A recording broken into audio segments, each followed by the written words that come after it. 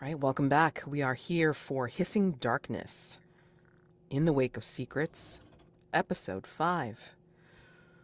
When last we left our characters, they were entering one of the strange elevators here in the Vastness and trying to seek out the say of the dark things to meet their set goal, to find the say, which has a pathway to the engine of the ship. Okay? Um, we out of character we are missing one of our players today, and then we will welcome James back for the finale depending on who we see left at the end of this session. So we'll just have to check it out. All right, let's play to find out. So in which case I think ASRU, like as the elevator doors closed, I think there was some kind of shifting in the elevator. It is room sized, and when you entered it in, it looked like it was opaque. But then you notice that when you're inside it, it's like works like a bit like a one-way mirror kind of thing, where it was opaque coming in, but then when you are in it itself, you are able to look out onto this dark, inky, liquidy mass that's flowing underneath, and this membrane elevator is moving in ways that normal physics would not. It is not a straight up and down here. It is not linear. It is down and then around and then up and over. And you are in this room sized lift. But I think as the elevator doors closed, somehow there was some kind of phasic change. And I think ASRU had beeped, and you heard some kind of murmur in the audio pan of ASRU's machinery. Something about searching and connecting, and then all of a sudden ASRU's mechanical form drops out of the elevator. And then you see through the membrane, like ASRU like doing a hovercraft kind of thing. Like you can see like little jet engines, like, burst on. And then ASRU is hovering down and around, almost as if like they're displaying a spotlight on the liquidy darkness that's flowing underneath. We'll see if we see them back. Rejoin you wherever you end up at the end of this elevator. You do notice that there's a console here in this place. It has an inky blackness all its own, but it's looking like it's waiting for an interface of some sort to help control where this elevator goes. What do you guys do? I will I will pull down the eyepiece of my, what do we call that? The Datasphere AR lens to like bring up the little heads up display, and I will examine that control panel and attempt to figure out how it works. Let me ask you something though, because I thought that in one of the last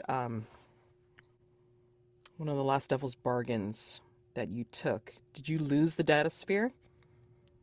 Or am I wrong? I don't recall losing the Datasphere. Okay. Oh, maybe that was the one that you didn't take, which is fine. That is fine. I know we offered it up at one point to say, hey, like, if you're going to do this, then you're going to lose the data sphere. But if you haven't, I'm perfectly okay with that. I don't recall losing the Datasphere. Okay. All right. So you're looking at through your data sphere and you are checking out the monitor. Yes. Okay. So that piece of equipment will help you, of course. And what is your specific question? What I'm specifically trying to do is figure out how to control this elevator to try to get us to the engine room. Okay. To engine. Okay. And again, reminder, set goal is to find the say of the dark things, which has a pathway to the engine in it. All right. Um, all right, so go ahead and roll 2 on the hunt roll. Hopefully I have the dice roller up.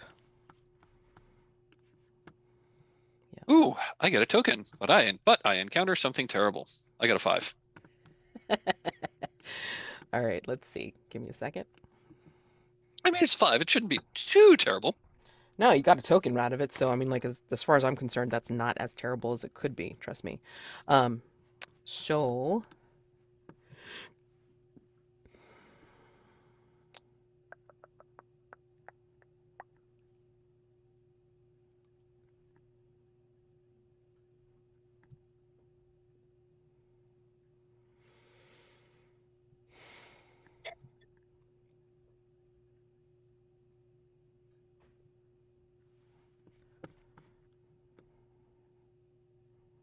how terrible is terrible, right? Um,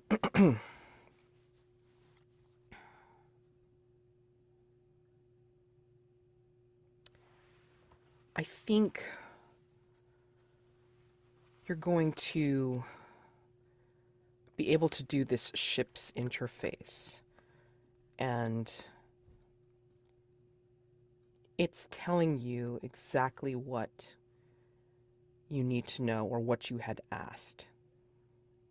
The communication between you and the ship is essentially saying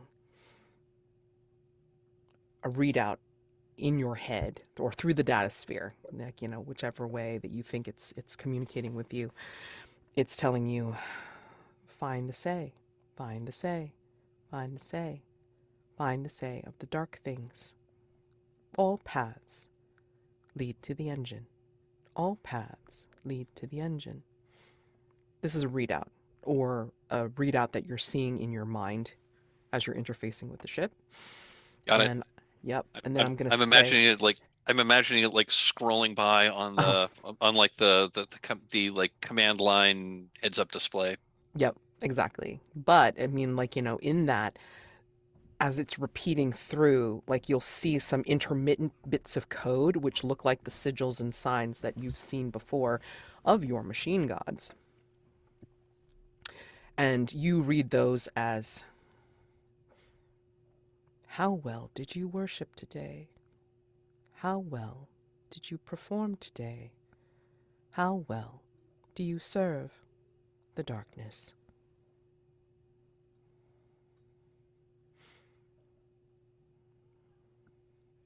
That's sufficiently terrible. So change your prayers to the machine Hmm. to the condition falling prey, Pray, falling prey to the machine.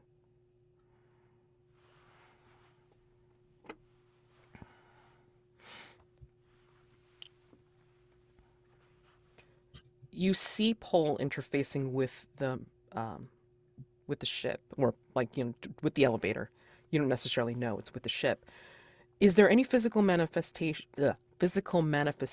Pole that the other two will see as you're interfacing?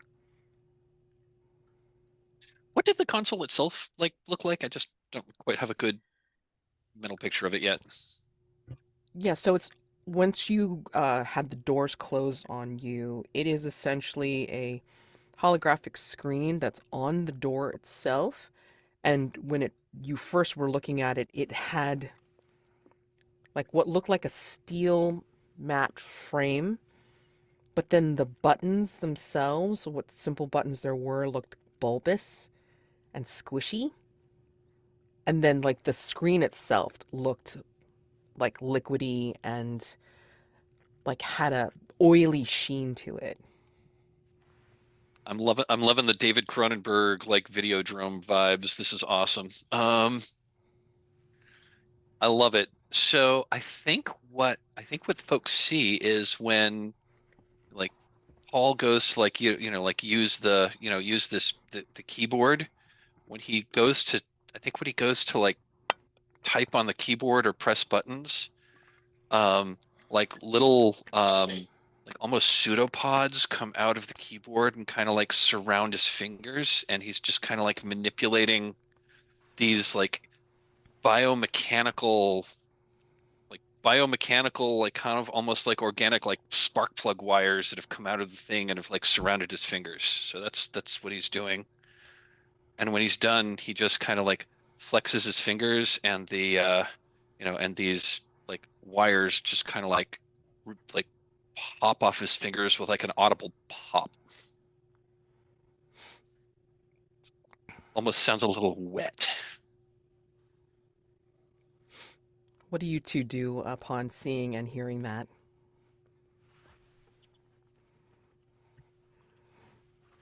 Hmm. Dame Somni, you knowledge about the mechanics of the ship? Do all ships have these tangents upon their interface? No, no, this isn't a ship anymore.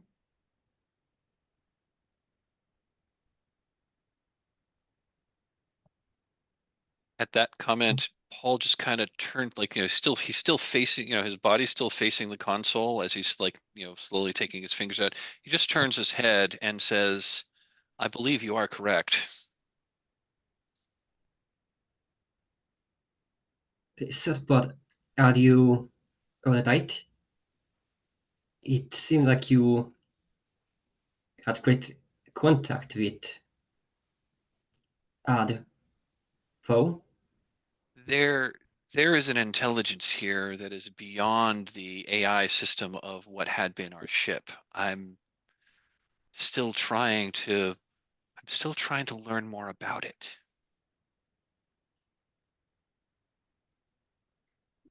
But how can it be that there shouldn't be anything smarter than the AI? There are many strange there are there are as yet many mysteries to the cosmos that we have not yet gleaned.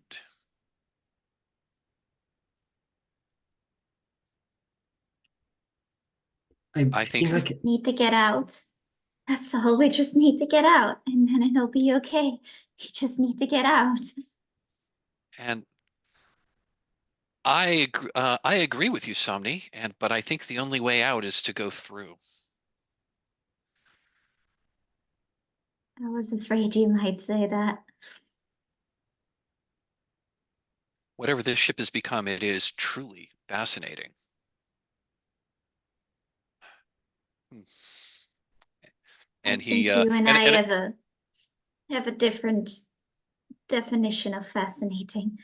And she's like sort of huddled in the corner. I think as you say that, I think there's a shift. Again, you can still see like through the transparent membrane, and then you see that the liquid darkness that's flowing underneath and on the bottom of this space is flowing more rapidly now. Like you see it like as increased in speed, even though you are like just taking the same kind of circuitous route, like to who knows where, and you notice that it's almost as if there's a driving wind. Although, how is wind even possible here? And then you see the liquid darkness lift and eddy and almost like create like these pseudopods like that kind of float in the air. And it's almost like weather. It's almost like weather created on the sea as a storm approaches. You can feel it in this elevator now too. What does it feel like as the vectors of gravity shift and warp around this space? What do you sense in the atmosphere? This is for everyone. an answer. Paul feels this as almost like a gathering of power of whatever this ship has become, um, and how the machine gods have manifested here. This is This is a manifestation of their power. They are able to control things from a dimension that we three-dimensional creatures cannot fully perceive. And that's how this is happening. We're catching a glimpse of the fourth dimension. Or I guess the fifth dimension, if you want to say the time is the fourth. We're catching a glimpse of the fifth dimension.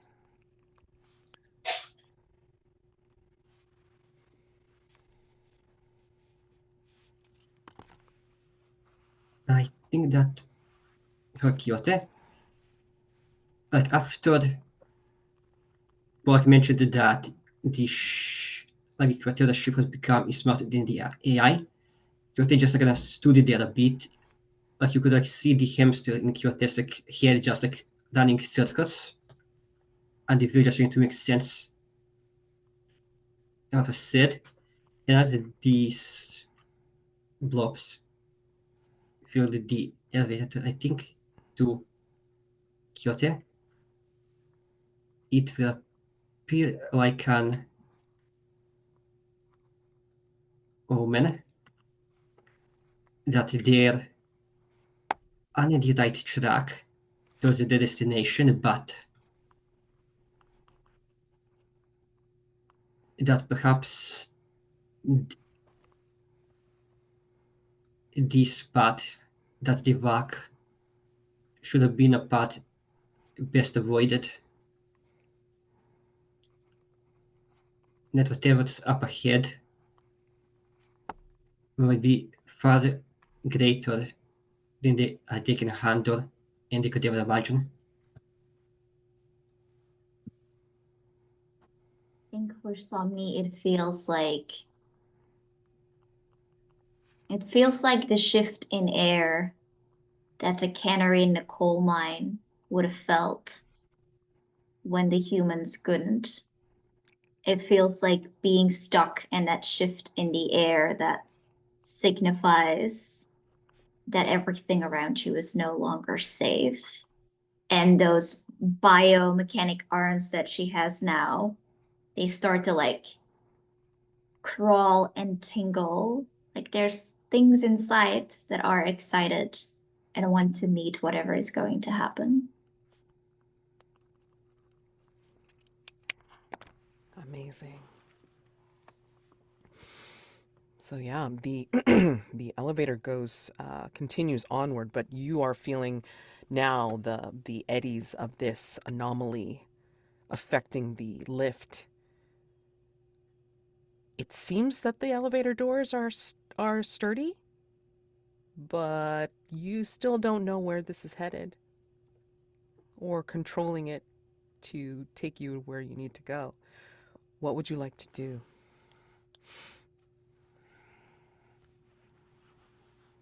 I'm just going to point out of character. I'm going to point out mechanically between Paul and Somni, we do have a total of 3 hunt tokens, and I know we're all starting to get pretty close to our edge of ruin.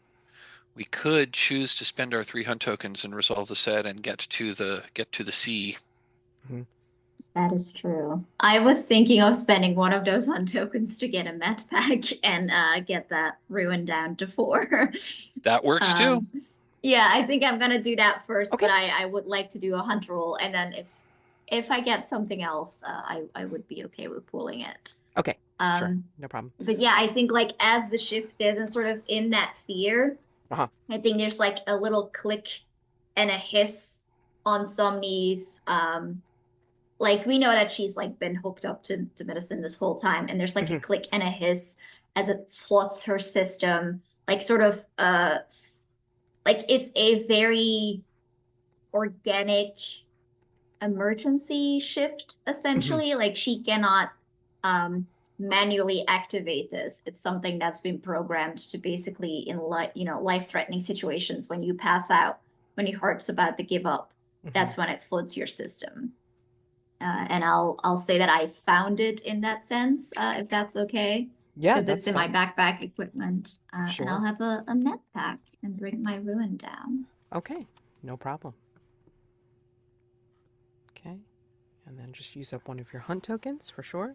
And then again, just as a reminder, so if you have any hunt tokens, it's like you can trade them in at any time to find something. Um, and then with your Medipack, you bring down your ruin. I'm also going to say that maybe you are receiving some kind of signal and you recognize it as something from ASRU, like in that Mhm. moment of like some kind of readout that says monitoring, directive, Somni, protection, ASRU, monitoring. Just so you know that you still have your buddy. He's out there. They're out there Yeah. somewhere. Good. I Yeah. still have my buddy who was programmed mandatory to help me. The Hmm. best buddy.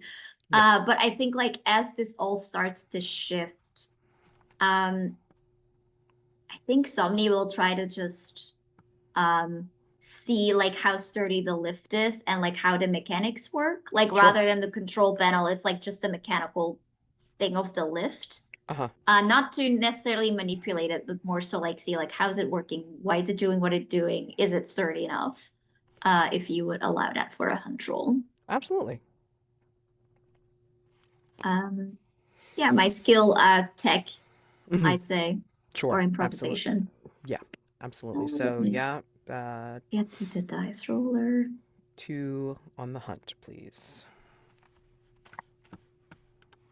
Sorry, I lost the dice roller for a moment. Here we go.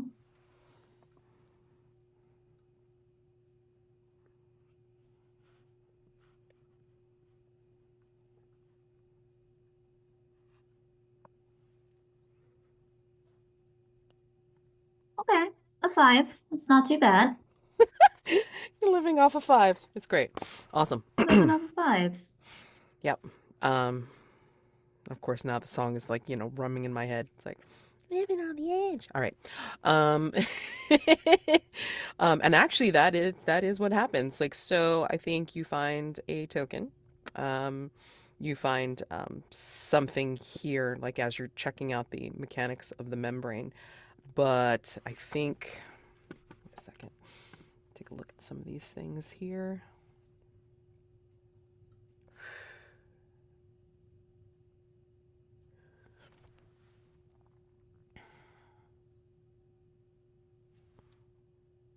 As you're checking out the mechanics of this elevator and ignoring the monitor completely, I think there's a response. Are you using your hands or are you using your bone arms to help you? The bone arms, I think, or like like the 4 of them. So the one mechanical arm, I think that Hmm. was still there, and then the others that were grown. Okay. Because I think that what you end up seeing is that as you use them to help, I don't know, like tap it or like, try to get the handle on like, the firmness and toughness of it. I think your bone arms are responding to the elevator itself. It is organic, just as your new arms are. And you see everywhere it touches, there's like the beginning of some kind of burning symbol, like a part of a symbol. And then I think as your bone arm traces it out, I think you'll recognize it as a symbol that you've seen before, a sigil that is invisible except to the touch of organic to organic. It doesn't stay, but only where you touch it is it visible. Mhm.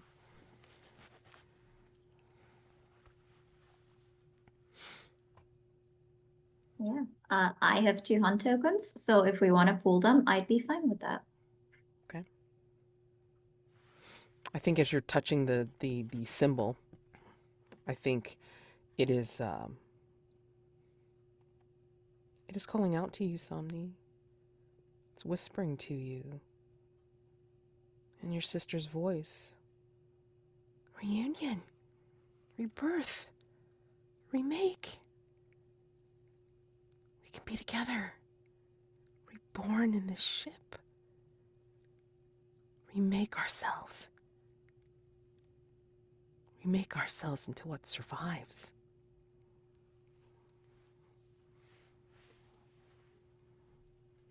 You hear this in your head.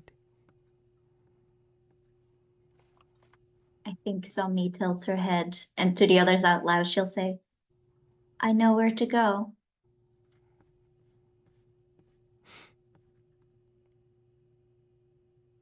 I think your bone arm and your actual hand will work in tandem to trace out that sigil that you discovered. And it gleams brightly, and that is the symbol to get you to the say. The say. The membrane will twist and turn a little bit more, and then it will reach its eventual goal. But you think that all of a sudden it's gone opaque. The reason being is that when the elevator doors slide open with a audible hiss, these grand halls that you find yourself in are completely dark. Black. Metallic. It is a cathedral of sorts where you cannot see the ceilings of these archways. It is also a tomb because it is cold, and it is sterile, as if nothing lives here. There are, again, archways here that are not quite so high, but there are different passages here in this say hall. Massive, yawning, empty chambers of cold steel. Any light sources that you have, whether they be glowing, whether they be actual beams, they're frail here. The darkness actually clings to objects.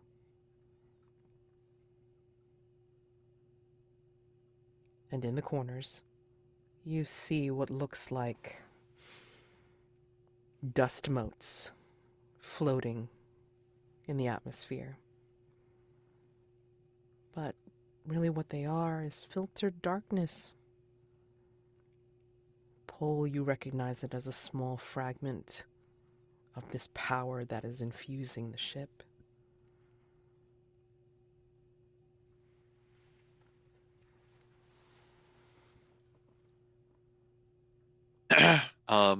So Paul puts his data sphere down again and scrolls through and again, I'm guessing it's got some kind of like neural interface or something like that, so he doesn't actually have to type anything. But he scrolls through the he scrolls through the the various characters and symbols, and like at the end of the regular letters and whatnot, there's a list of sigils that weren't there in the past, but they're there now, and he selects several of the prayer sigils that he now knows what they mean, and he sends the signal something along that says, he sends the sigils which basically say, "Great ones, we are coming."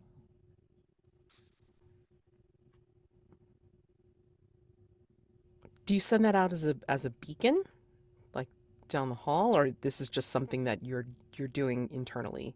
I'm this is kind of like Paul's version of a prayer.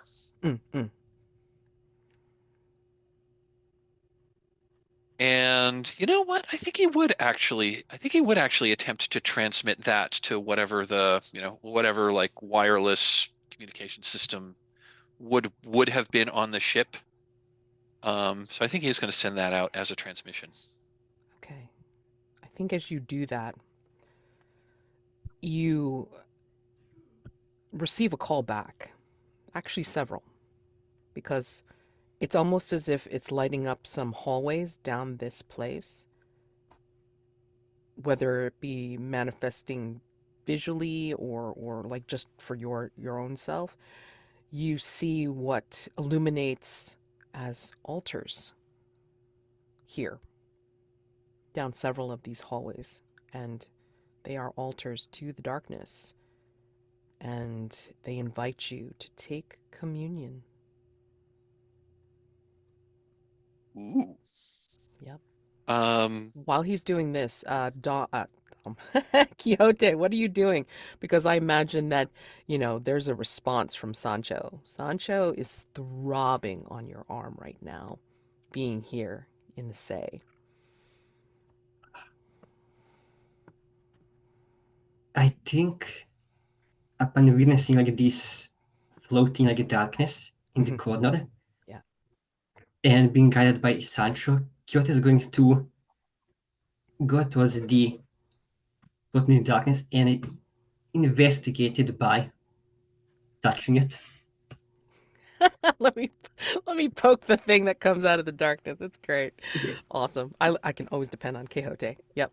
But Sancho is very urgently like, bringing you to like, a particular patch for sure. So, yeah, I'm gonna say you're a piece of equipment is Sancho for sure. Um, and is there any specific question you want to ask about that? I guess now that we're in this hall with these authors that Kyoto has definitely noticed as well, I guess the question would be is what are we supposed to do with the authors? What can we get out of them? Okay. All right. I'm gonna allow a hunt roll for Quixote, and then I'll come back to Somni. Okay. So Quixote, you have 2 on the hunt roll, please. And I encounter something terrible. Sorry. Of course, because it has to be exciting. You can't just get out of here. Of course. Give me a second. Okay. So, Sancho's throbbing. You see the brand on Sancho's back burn in your eye line. Maybe not visible to anybody else, but do they know about your particular weird relationship with Sancho and the darkness? Who knows? I mean, maybe Drom, like on your back, is probably also like kind of chanting something, and you can't quite tell what it is, but also responding very excitedly to this that you are seeing. And the darkness, as you reach out and touch it, detaches itself from its particular corner, rises up at the altar, and invites you to take a fragment in for communion. They illume over you. They touch the altar itself with spreading, wispy, smoky darkness and fingers of metallic, claw-like screeching. Reality changes where you are here. So, you are now meeting a dark thing.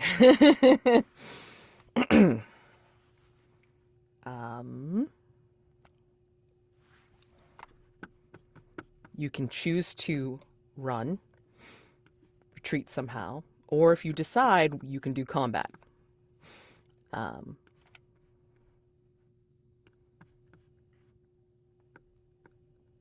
Or do a risk roll to try and reduce its endurance and then try to deal with it. What would you like to do?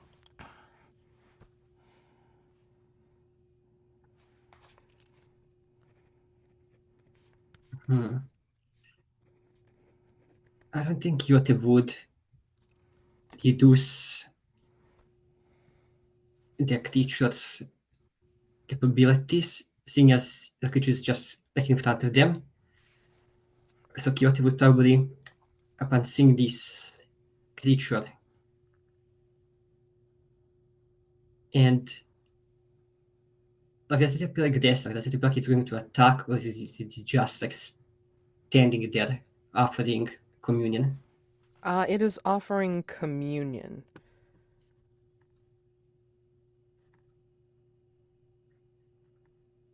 Yeah. Taking the darkness within yourself. I think at this point, Vit, as Quixote just stares down at this creature that just has its outstretched arms, dangerous, what have you, to Quixote. Quixote is going to notice how Sancho and both the drum cloak are reacting favorably to it. And as per conditions, I think the distance she is going to just hear this cry out for help due to the crying for the ruin, I believe, condition as we had last session. Uh-huh. And Quixote, they know that they're basically in the end game now of this ship. They need to save the people, but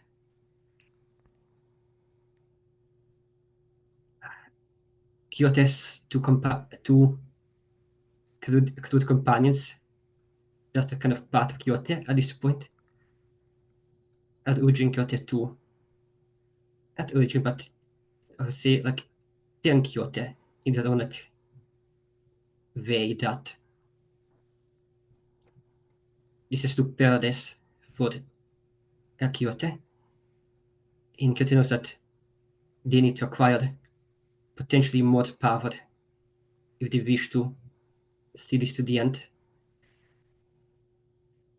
And Quixote remembers everything that's happened about how Jerome, when he was alive, but as well as Paul and maybe Somni. I'm kind of blanking out if Somni ever mentioned something about the darkness. How they mentioned the darkness, the ship, how it's gotten so much powerful, so much stronger than it was before. It was just like this normal ship. And Kyoto's going to see this offer as a potential to gain more. So Kyoto is going to reach out and accept the communion. Okay. All right. Now, I can't remember, out of character, I cannot remember whether it happened in this particular group or if it happened in the other one. But taking communion means taking the darkness within yourself. So, this communion will grant you the commune ritual if it's not already known. But this will begin the slow process that transform you into a dark thing. After a character takes communion, once their ruin score reaches 6, they become a dark thing. So, and I cannot remember for the life of me whether I said, no, it does not raise your ruin when you gain another ritual, or if it, you know, uh, does gain you ruin, but then, then you get pushed into becoming a dark thing by doing this. I cannot remember.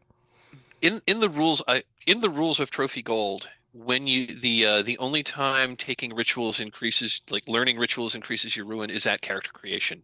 When you learn rituals during the course of the adventure, it does not increase your ruin. Perfect. Okay. So yes, you will be able to learn commune because it is essentially teaching you the ritual as you are taking more darkness within yourself.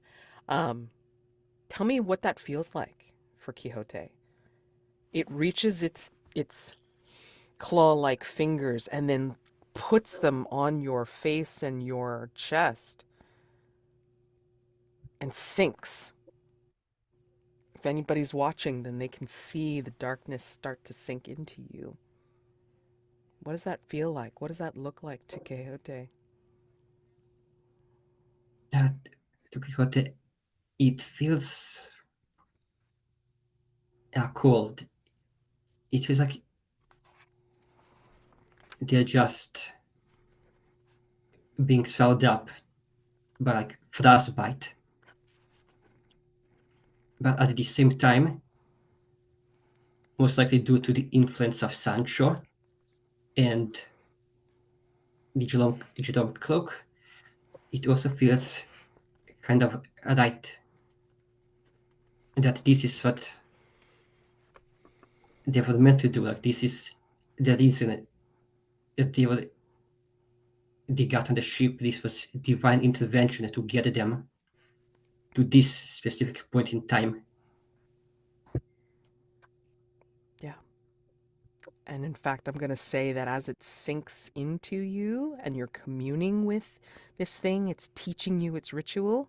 I think the Sancho flesh will not just throb, but it will also sink into your arm and create this amorphous limb from tip of the fingers all the way through the shoulder, and then the drum cloak skull thing will actually wrap around your head like a helmet.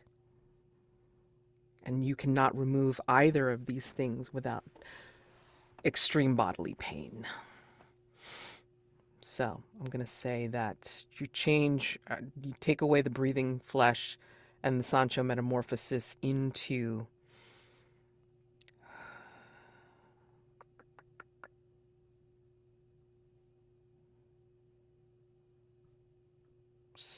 combine the two and then change the condition to Sancho and Drom live within me.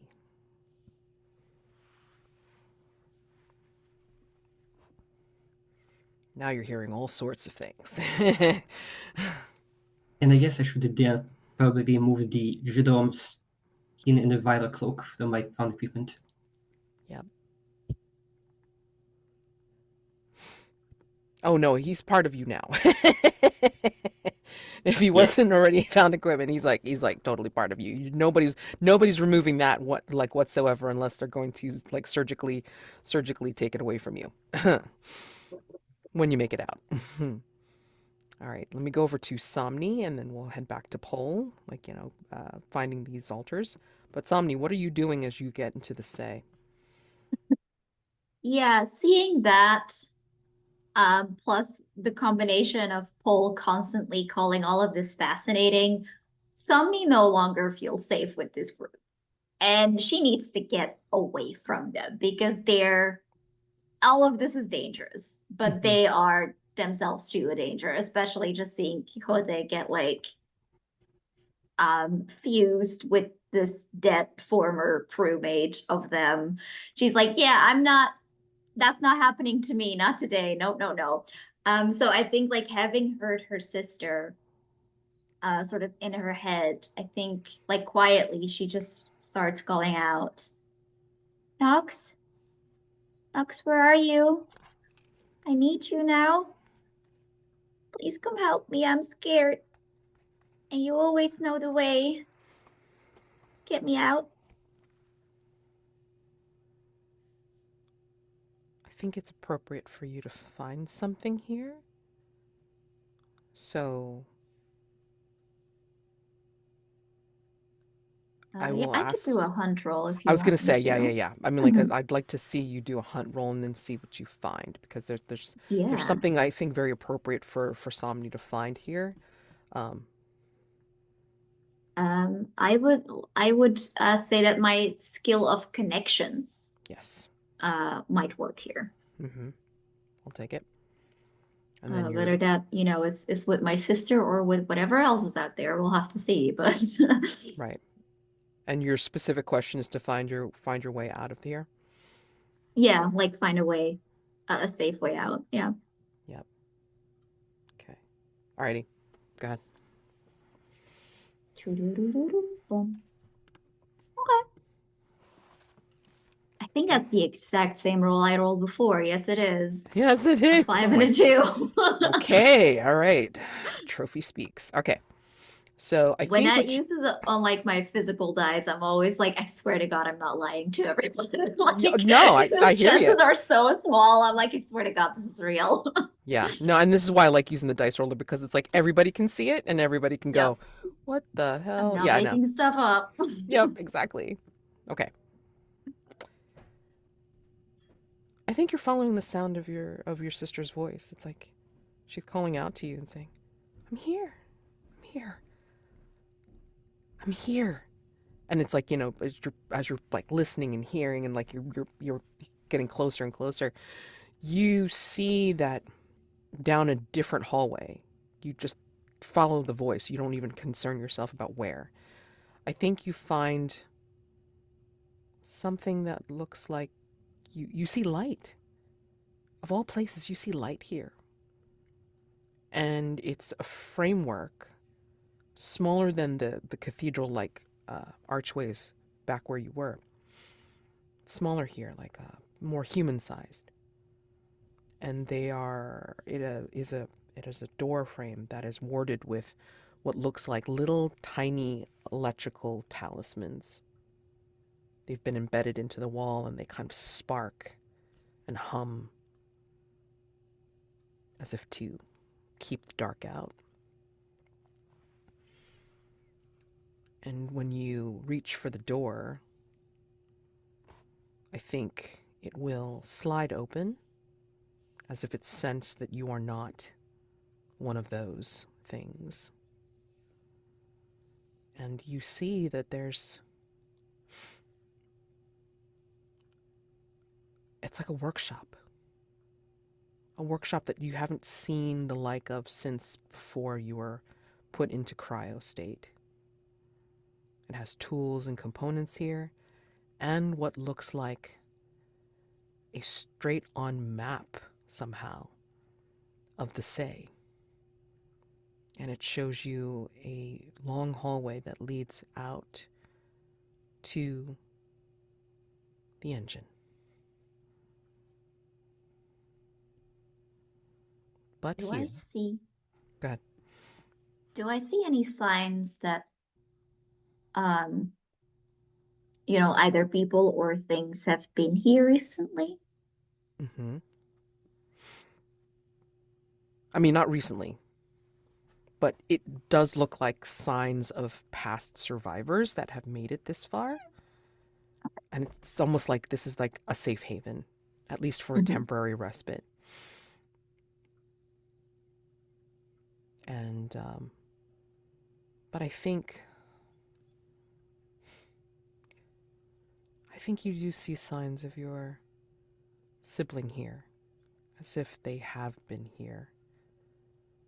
What do you see that make you realize that that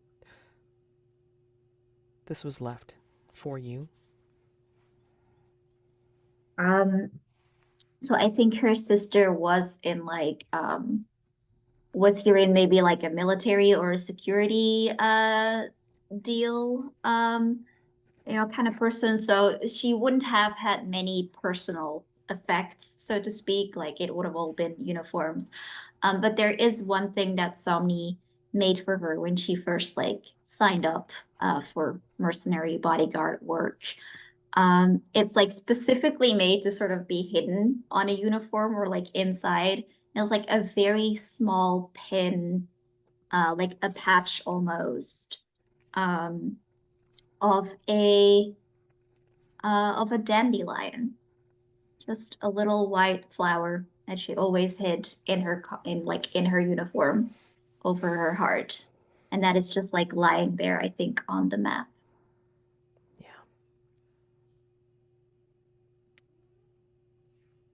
But the terrible thing about this dandelion pin is that at its center, you see what looks like,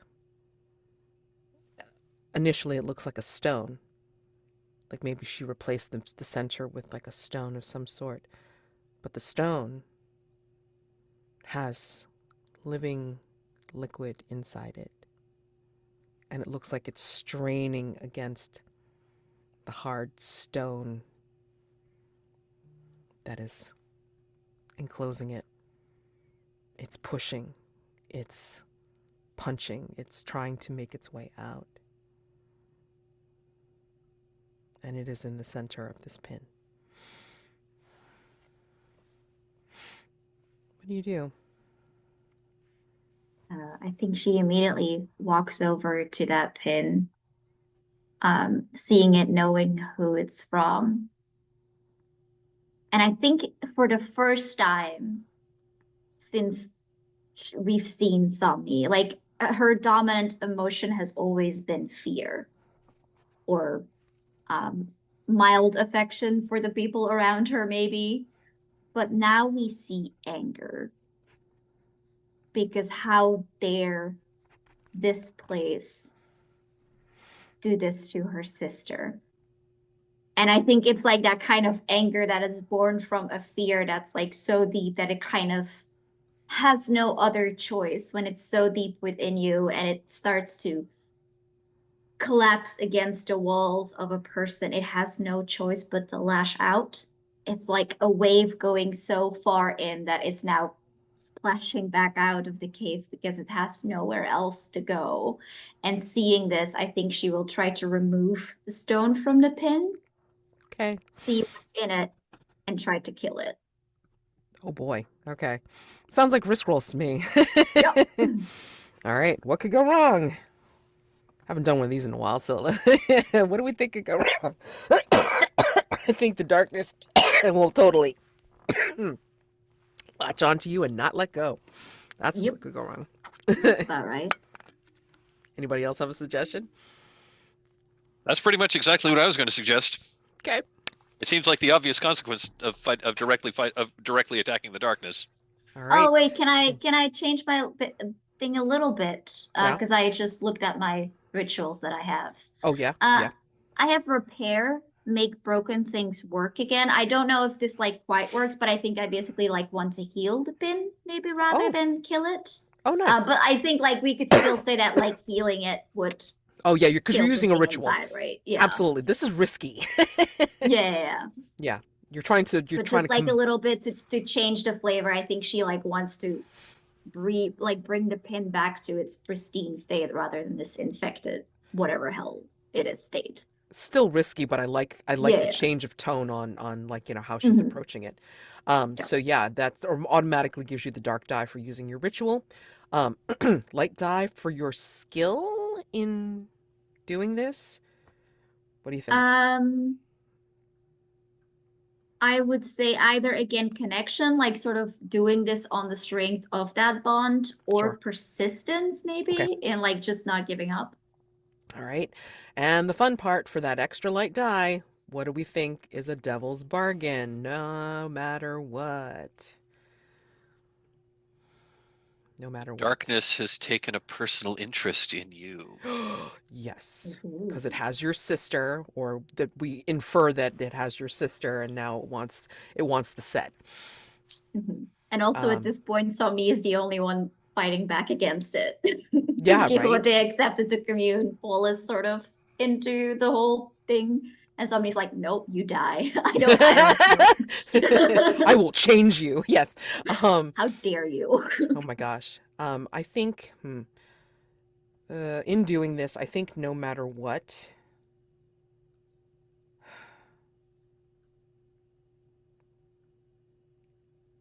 you're gonna see it through to the end. Like no matter what, I think your sister will always be the focus, regardless of anybody else. And if you don't both go, then nobody. Yeah, like basically, it's like I'm saying, like you're obsessed with. Yeah, I'm like, you know, going getting down with her. Yeah. Yeah, like Yeah. it's us together, or I'm not leaving the ship. Basically. Exactly. Yeah. Okay. Exactly. Perhaps no matter what, the stone with the living liquid decides to make Somni its new home. Ooh, interesting. Gosh, they're all good. Or none. I mean, like, you can choose not to take any. Or you could just take them all. Yeah, I was gonna say, like, I'm not taking them. That's not really an option, like it totally is. It's valid, but I love all of them, so sure. Yeah, I'll take all of them. I like all of those. Okay, so let's see. Hold on. Let's just make this. I know make it's this only good. one die. That's fine. No. But I mean, like, So let's the just. darkness will take interest in me. I assume sort of by making its like a home in me. And I'll also sort of become obsessed with this idea of I have to save my sister. It's both of us or it's none of us. Right. Exactly. To the detriment or benefit of anybody else. Absolutely. Yep. So you get 2 light die, 1 dark on your risk roll, please. In trying to repair this. Okay, 5 light. You can add a dark die and re-roll or stand on the 5. 5 is pretty good. I'll take a 5. Okay. I can't get too risky. That's fine. I mean, you could, but I mean, like, I mean, it's very unlikely that the next roll is gonna have a 6. So Yeah. I'll Although take I've seen people like, lean into it and just be like, Ooh. let's try my luck. It's okay. It's fine. All right, great. Last time I tried to do that playing Trophy Dark, I did get my 6, but it was on the dark die. Oh man. Okay. So, yeah, so I'll use that ritual, the repair ritual, to sort of like cleanse it and bring it back to like a pristine. And I think like the stone originally was like, like a yellow yellow heart of a flower, right? So like that darkness, I think like as she works on it, it kind of like bleeds out to it. And maybe what we see for the complication or for whatever, for the devil's bargain is as it bleeds out to it, like we see, like this shot of, like she's holding it like this to the camera. And we see like the darkness like bleed into her nails and like yes. in her veins, but she doesn't notice because she's just looking at the pin. But I think this leads you into, as the darkness sinks in and then creates this home and starts to take an interest in you. I think the camera like zooms into your eye as it turns dark, but then takes you into a memory. What was the last happy memory that you had with your sister? Gosh. I think we are on this ship, the way it used to be. I think Somni is like strapped in, as if they're ready to take off for launch. And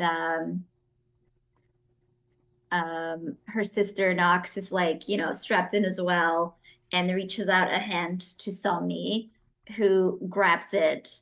And Nox grins and says, "You gonna be good? You don't like this part." And Somni kind of like rolls her eyes and says, "I'm not a child anymore. I can do it."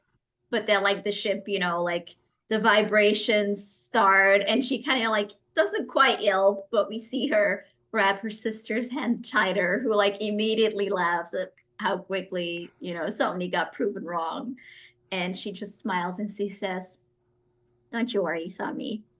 I got you."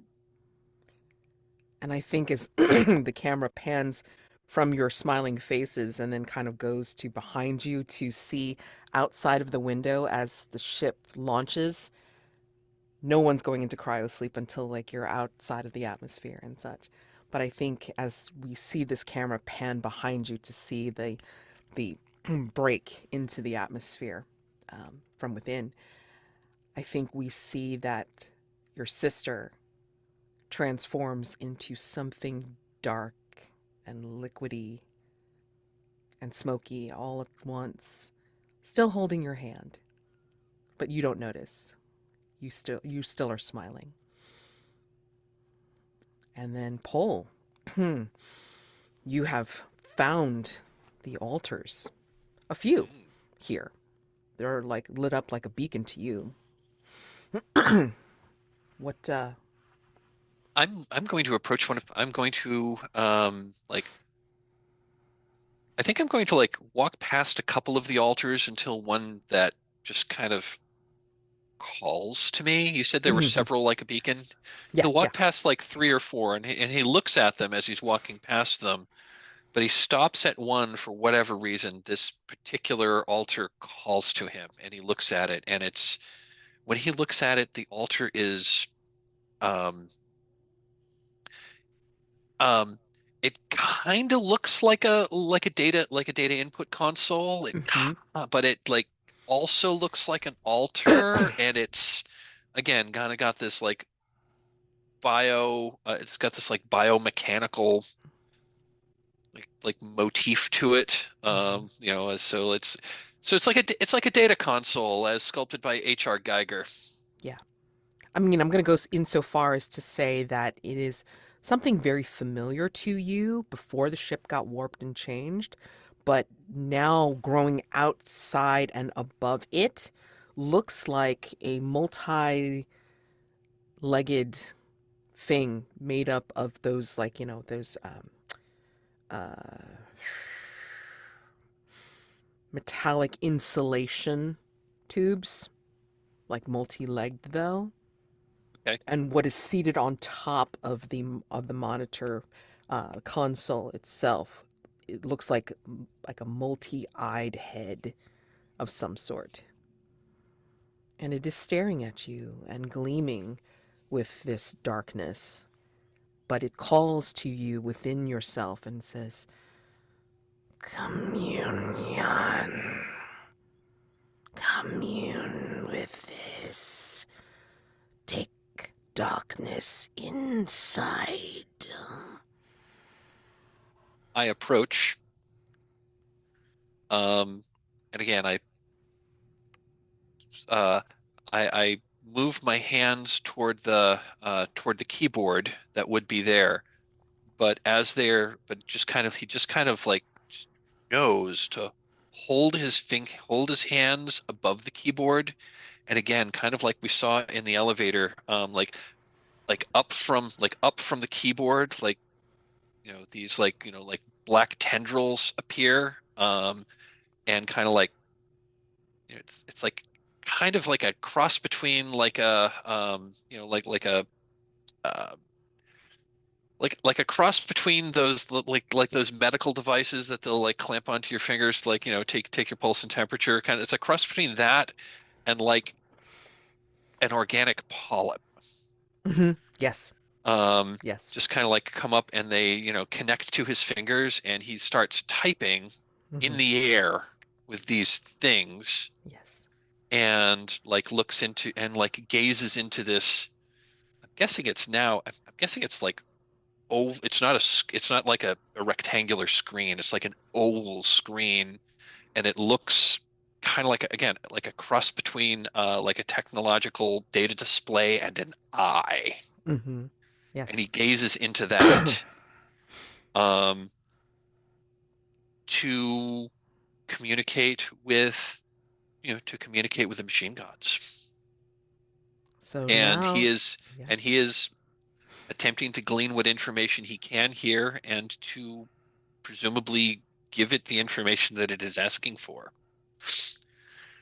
But yes, I am asking how do I proceed deeper? Mm-hmm. How do I make it to the engine? How do I find the engine? You, as you are absorbing this information, you are granted the commune ritual. So add that to your rituals known, and it is beginning the slow process to possibly transform you into a dark thing.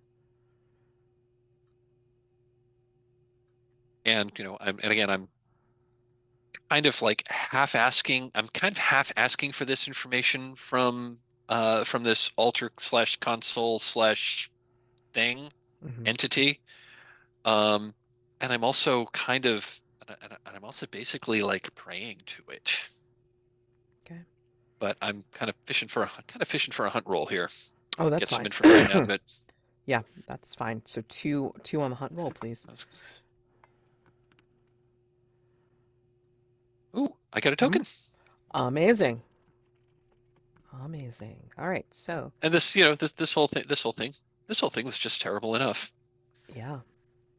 And I think, and you know, he does this for a while, and you know, I think we see it like from Paul's perspective. He's still got the data. He's still got the like the data sphere down, Hmm. and what we're seeing through now, there's no text. It's all like arcane sigils. Oh yeah. No, absolutely. And it doesn't glow like with the usual glow of your technology, but it glows with like darkness's own light, as ironic as that is. And I And think when, oh, I'm uh, sorry, go on. Oh, and when he's done, again, he, you know, when he's done, he kind of like stops. He stops typing and just kind of like tenses his fingers, and the, you know, and the wires just kind of like, you know, pop off his fingers again. And when he turns away from the altar to sort of face the camera, um, you know, he's got like, you know, he's got the one data sphere over one eye, and it's just black, and so is his other eye. It's just solid black. yeah, yes, yes, it is. And I need to step away from the camera. I Oh need no, to step off camera. yeah, we're actually gonna take a break right now. I wanted to Okay, make sure that I ended with awesome. Poll. So let's take a 10-minute break and see you then. See you in 10.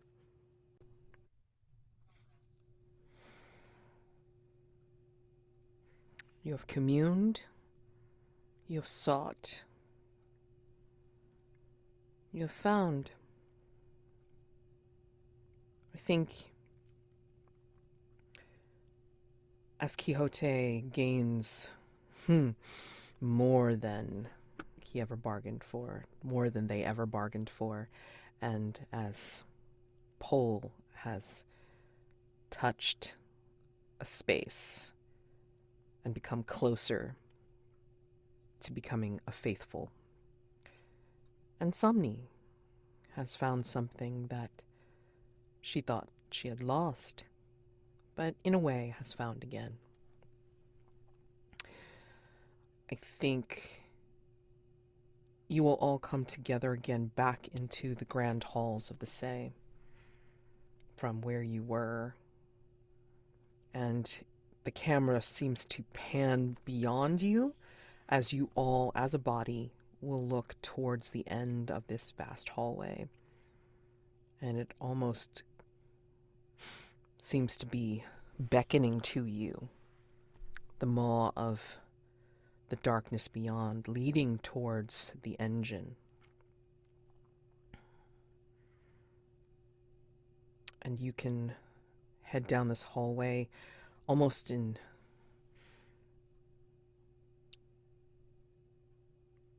in some kind of reverential silence. Your steps are the only thing that makes sound, even in this place. And you will see, again, an archway that seems to be darker than dark, but also full of some kind of monochromatic light from within.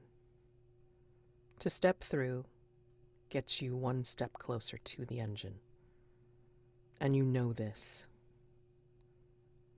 either by obsession, by knowledge, by faith. And we can call you all advancing to the next set, which is called The Dark Void. Yay! And ASRU will make their way as well to this place, but by more circuitous route, as Somni will probably see a readout on her monitor. It says accessing, processing, tracing paths, staying in contact, connection, ASRU. But you don't quite see them yet. As you step into the dark void, which is just before getting to the engine, you realize that this landscape is quite monochromatic. It is stark. It is like going down a path in a landscape that seems to have vast amounts of space with all absence of light, but yet it still tricks you into thinking that there is light here because it is so dark. And you see a shifting of the horizon as it seems to surround you, but yet also be very quite distant. You realize here, you seem to be standing on the cold, ragged surface of the hull. And above is the impossible and perfect darkness of the void. Through your suits, through your rituals, through everything that you have that has brought you here, you are somehow able to survive. But you feel this presence, distant but yet very, very close, testing you, seeking you, wanting to change you. This surface is cratered and jagged. Your set goal for the dark void is to commune with the hissing darkness to unlock the key to the engine. But there are many things here. There are many things to find. There are many things that can find you.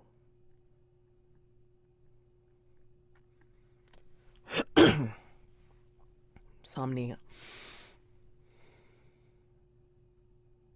as an engineer and also as a stowaway, I think you realize that leading to the engine, there was a particular area that surrounded the engine, and it was essentially engineering as they were monitoring the different vitals of the ship. The systems, the components, the mechanics. This is some kind of manifestation of that has been changed even further than just its physical state. You are in a different place, a different time, a different dimension, but it still has pieces here that remind you perhaps of the surrounding engineering area. You know you're close, but it is still quite unfamiliar. What do you all do? Oh, and out of character, just to be reminded mechanically, if you have any hunt tokens, you can trade them in at any point to get something. Yeah, I think Somni, sort of having found, her second win, so to speak, like finally having found that determination to find her sister and get out. I think she, like knowing that this place was originally built, even though it's like so changed to monitor things, I think she wants to go to one of the, if there are still, panels or debris of the equipment that used to be here, she will go to that and she will like basically modify it so that it will ping basically like life signs, vital signs, in hopes of finding her sister. Who she, like, the logic here, I think, for the hunt roll is that her sister would have probably also gone to the engine. So like, where is the engine? Like, where is that life sign that could lead me further is sort of the question. Okay, so pinging for life signs on what remains of recognizable consoles or monitors or what have you. There's a few like I said, there's a few things to find here, but yeah, Go ahead and what are you using to do this? Skill or equipment? I think my skill of tech and improvisation, Sure. Okay. either one I think could work here. Yep. 2 on the hunt roll, please. No, not 3. That was too much. Oh, there you go. Oh, nice. Okay. You gather a The token. the passion is working. All right. All right. I think. Yeah, it's like a blasted landscape here. Again, jagged, cratered, but yet there's still some sort of familiarity. Like, you know that the way the structure is, it's like, here would be a console. Here would be like a monitor of sorts. This would be where like the component materials would be that you would see pumping or working mechanically, before you got to the actual engine itself.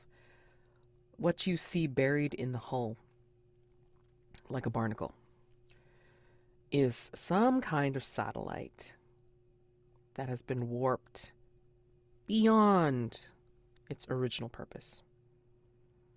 It pulses. It's like a parasite feeding on the dark energy radiating off the ship. But you still see within, like it's got like panels, it's got seams that seem to be glowing, but you can see the pulsing energy within. It seems to have biomechanical innards that could be powerful enough for rituals or, for putting into something like the fabricator forges.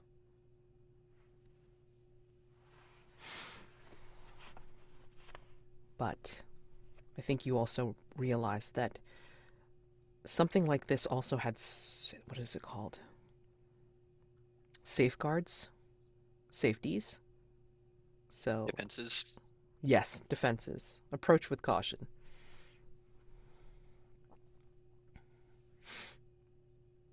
Yeah, I'll relay that info to Paul and Quixote as well. Mm-hmm. Like, be careful what you touch and use. These things are programmed to defend themselves.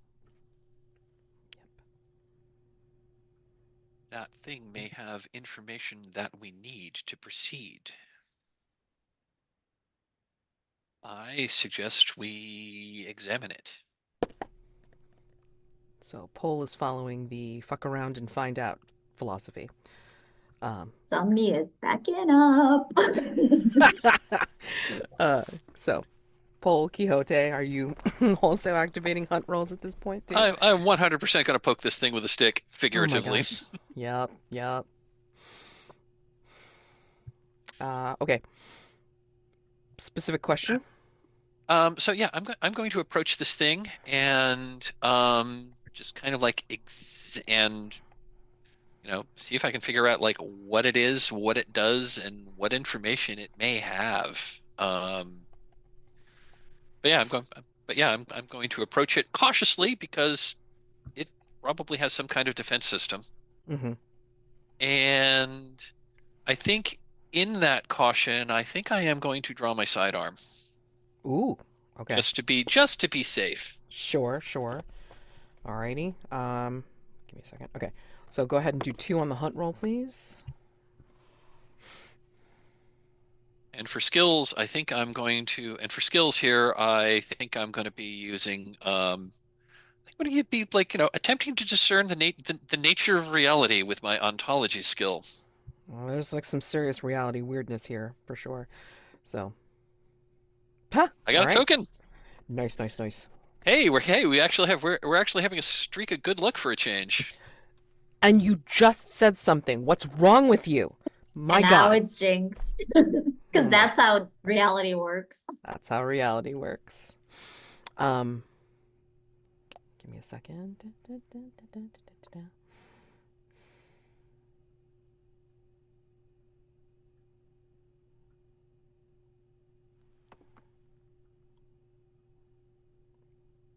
And I think I'm going to immediately trade that token in for or like finding something Okay. that's valuable. Okay. All right. So I think I'm gonna divert you slightly, Paul, because it's gonna lead you into this thing that you find. Okay. I think as you're approaching the parasitic satellite thing, I think your attention is drawn by again, like you're seeing with dark, capital D eyes, and so I think you're able to see something off to the side. It is built within a crater on the wall of the hull of the ship. There's a small structure that's burrowing deeper into the metal. There's actually a sign with some of the symbols that you've seen before crawling across it, but these symbols seem to form the vibe of safety. And I think you're almost compelled to go in, and you actually see there's like a roughly humanoid figure with a face that is blurred. You can't see it, but it looks like some kind of shop. There's like actually goods. There's actually things here, components. There's uh, tech that hasn't necessarily been warped or twisted to merge with the ship in its current state. And they speak It, to you in your head. Do you have any goods? Do you have any secrets? Valuables? Blood that you'd like to exchange for my wares? perhaps. What are you offering? I have all things that survivors have come and gone, left to trade. Items are true, items will work. This is a haven of things that are lost, that are found again. Fascinating. I am most interested in information. Hmm. What will you trade in return?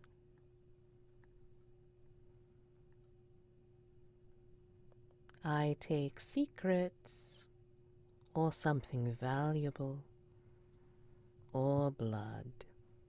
But you don't have blood, as it were, do you? The face seems to smile but blurs Hmm. as it changes. I think so Paul returns the smile and says, "Well, I have fluids which act as blood within me, but um secrets. There is there I have learned many things on this journey. I have also acquired things that I have found on this journey.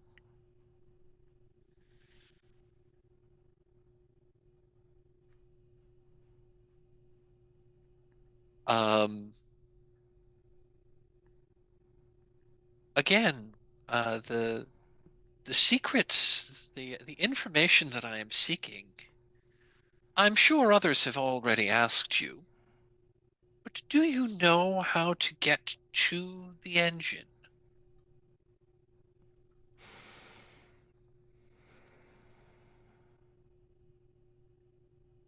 You need to commune. You need to gain the key.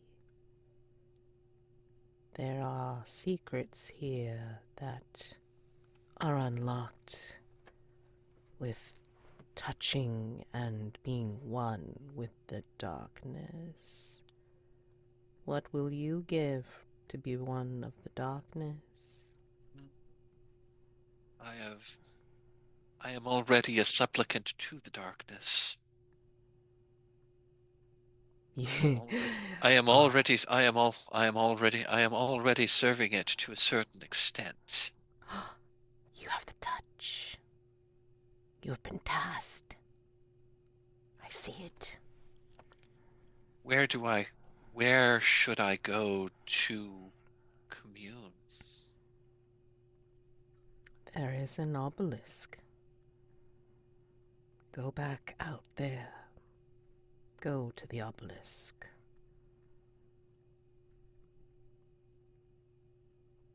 It is of metal. It is of bone. It is an altar. Commune with the darkness, and it will give you something in return. Paul smiles, which is not something we have seen Paul do very much. Leave something behind before you leave here. Paul nods, and I'm gonna step out of character to just kind of like, Yeah. just to like describe mechanically. So basically, I want to leave a hunt token. Oh, okay. In because I did say I wanted to spend a hunt token to like gain something. Um, so I think I think like in the meta narrative, I think the way that's going to work is maybe there is some other kind of keyboard here, and again he does the same kind of like weird bizarre dark keyboard thing that he did earlier, and I think he is basically going to trade some of his, like just basically down, like not erase, but I think he's going to like, copy some of, copy some of his experiences into this like data core that this merchant has. So basically I'm trading some of my secrets to him for this information. And that's kind of how I wanted to do that in the meta. And like what I get out of this by trading the hunt token was, I guess, like directions on how to get to the obelisk. Yeah, which you do get. But I think you're also sacrificing a memory or two. Okay. Yeah.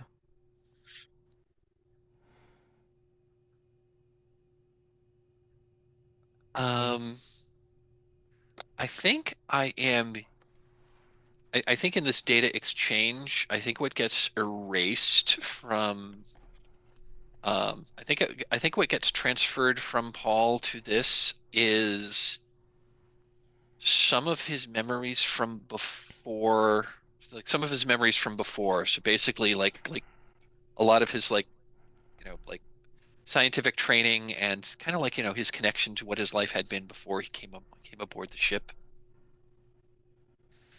is just kind of gone, because to kind of represent how Paul is, you know, turning to embrace whatever this darkness is, Mhm. and is giving up some of himself. Again, mechanically, I'm going to spend a hunt token for that information. Am I going to Sure. get any? Am I going to get like, something else? I mean, it's just the information. I just I want to give you as you're feeding the information in. I think before you leave, the merchant is going to give you something that pulses. It is similar to the eggs that you saw earlier in the ship, but it is something completely different. It is more like, how to describe it? It looks like a power core if the power core was alive and pulsing and beating like a heart. And you hear the veiled merchant almost giggle as they hand it to you. Bio augments. scavenged from the guts of the parasite satellite. You can graft this onto yourself for enhancement. You can spare for these enhancements, could you not? Be alive, Tin Man. The blurred face smiles. Paul nods and accepts this pulsing spheroid. Yep. You can put it in as a bio augment pulsing spheroid and put in your found equipment for sure. Okay. And Quixote, as Pol has wandered off and Somni is backing up away from the parasite satellite, what are you doing?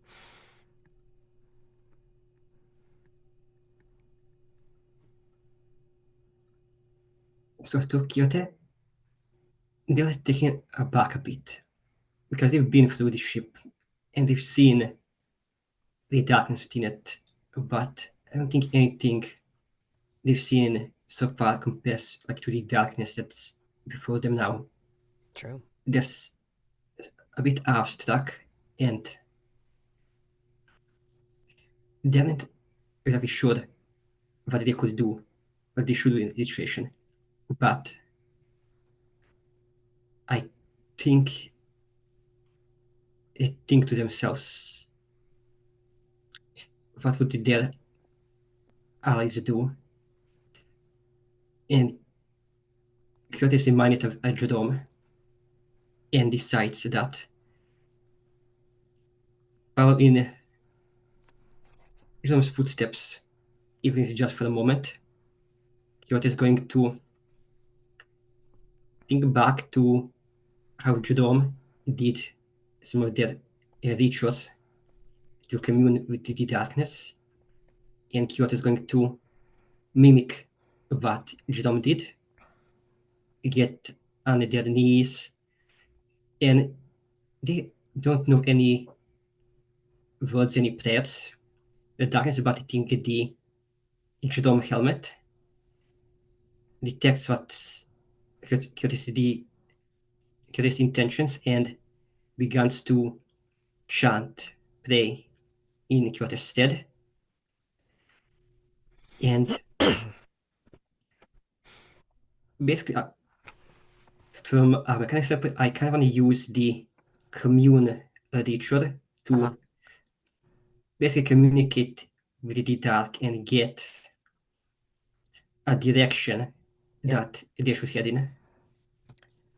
Because you're using a ritual, I'm going to say it's a risk roll because you're going to call some serious attention upon yourself doing this, especially here. Okay? So, in that, what do we think can go wrong?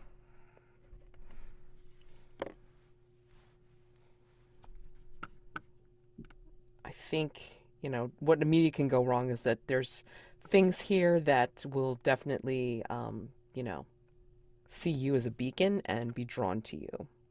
And they're not benevolent. That's more or less what I was going to offer, was that while you are attempting to commune with the dark, other things are also going to attempt to commune with the dark, but via you as a conduit. Yeah. And I think what could go wrong is giving Drum this much power. I think like they're, because they're sort of fused with you and like there's a lot of weirdness going on. I think like this is permanently going to give them a lot more power for you. Subsume. Okay. So, dark die for using the ritual commune. Pardon. Light die if it's something you are skilled at because of your occupation or your background. Or you're using a piece of useful equipment, which we could conceivably say Jerome is part of you now. But, I mean, again. Yeah, we could do that. I also have discovery as one of my skills. Perfect. So that also works. I accept that. All right. So one light, one dark. But let's have some fun with a devil's bargain. Or two, or three, whichever. Add that extra light die. What do we think will happen no matter what?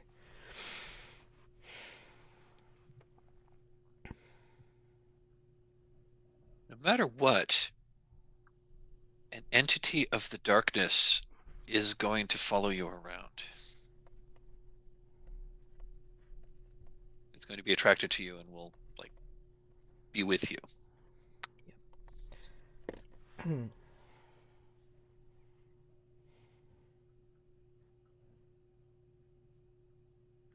I think. No matter Hey, I what. need to step off camera for a second. Yeah, Someone go. is literally my doorbell just rang. I'll be right back. Okay. Devil's bargain. No matter what. I think.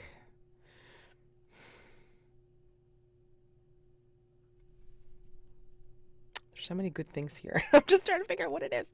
One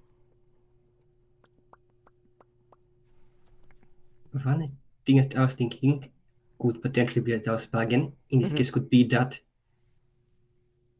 in the commune, no matter what happens, Quixote is kind of like trapped in this like dream-like state. So you can like still move around and like perceive things, but it's going to be like through this dream-like lens. So they might be sure if what they see or hear is even real or dead. Okay. I think I'll say no matter what, I think communing with the darkness and like giving Drum like all of this power over you, I think like that's just going to change your mind, you know, and whether that is, you know, like always being in that dreamlike state or hearing those voices or hearing Drum talk to you directly. I don't know, but it's just like it's not going to leave your mind intact, essentially.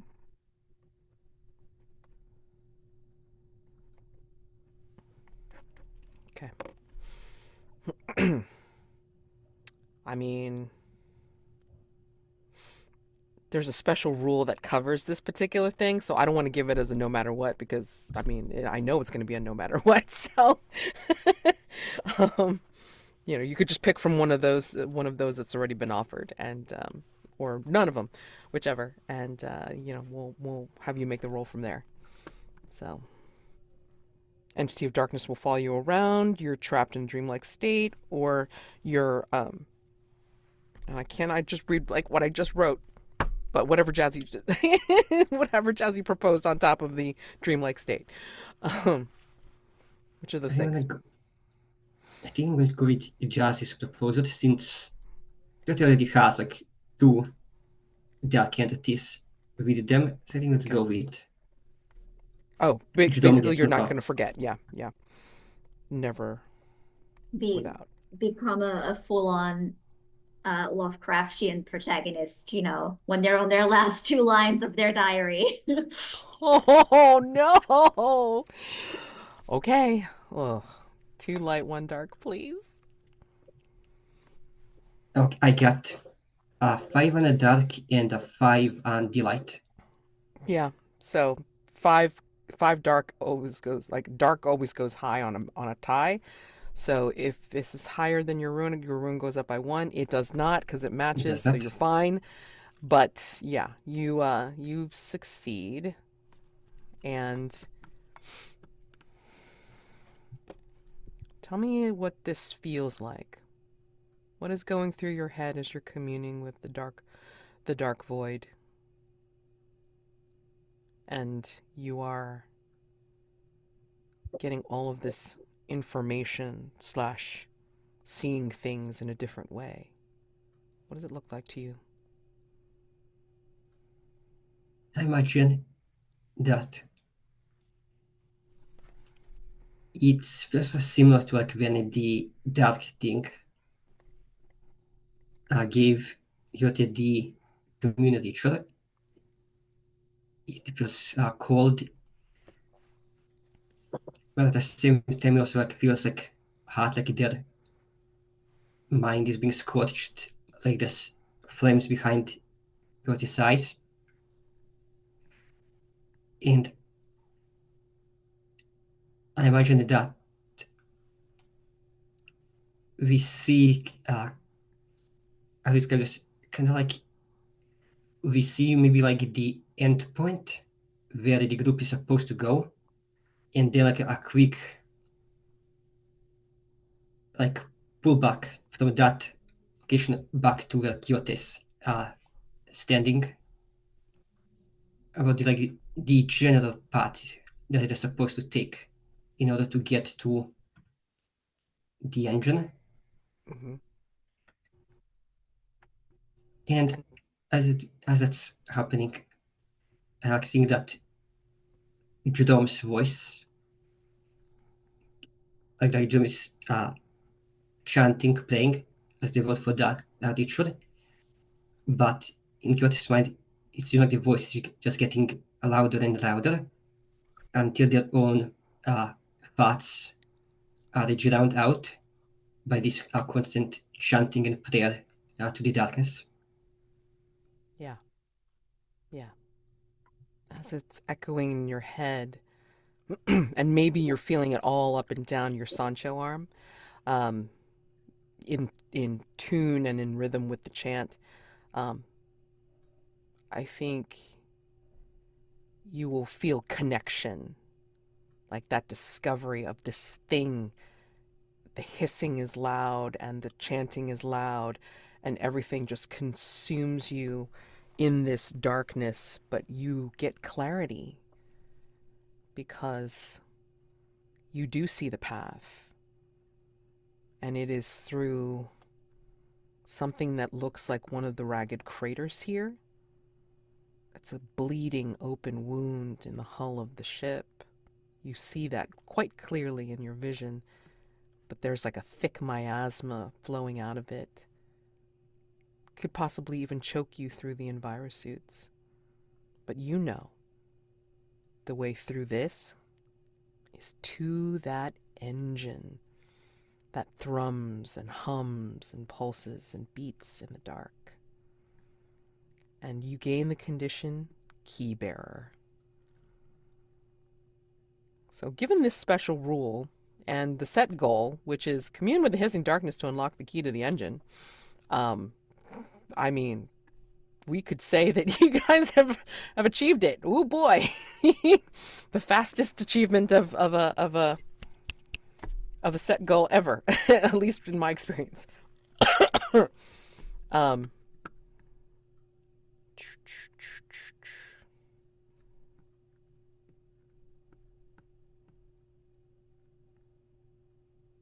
And I think what happens is when Paul emerges from that like weird merchant shop thing, Yeah. he he flips his data sphere down and is like looking around this like vast this vast open expanse of darkness, and I think what he sees is like in the darkness there's like an even darker point. And I think maybe he does see that whatever that obelisk thing that um that the merchant said, but Mhm. even darker is Quixote. Yeah. And Paul knows that Quixote is now the way that following Quixote is now the way through. Yes. Now, I will say out of character that, you can still achieve, if you want for yourself, Paul, um, you know, a similar effect for the key to the engine. Um, but it will be more dangerous, of course, at the obelisk, if you want to so choose to commune there. Um, so I'm just going to tell you the special rule outright, because it's like, trying to communicate this, like, outside of a mechanic is a little tough for me. So at least one player must commune with the hissing darkness in order to fully take control of the engine and the ship. So, Okay, just a thought. But anyway. got it. Okay, Yeah. yeah. So I think he sees. So I'm gonna like recast that scene slightly, and Hmm. he sees the obelisk. He sees that Quixote has already achieved that attunement, Hmm. and Paul realizes that he doesn't trust Quixote with this information and needs to seek it out for himself. So I think Paul's going to head over to the obelisk. Okay. Okie dokie. All right. So, But I've had a scene. Dom's had a scene. Or is it before we come back to me? I'm not sure. It should be. Somni has Uh, stepped back from the parasitic satellite. I think as you're stepping back, Somni, you see like phantom stars swim in your vision. It's your brain's attempt to reject this absolute darkness that threatens to consume you. So it needs to create some kind of interruption of this monochromatic dullness and bleakness that, just threatens to overcome you. What do you do now if you turn away Um, from the I satellite? was pinging for signals for my sister. What did I find again? Remind me. You find. Give me a second. Ah,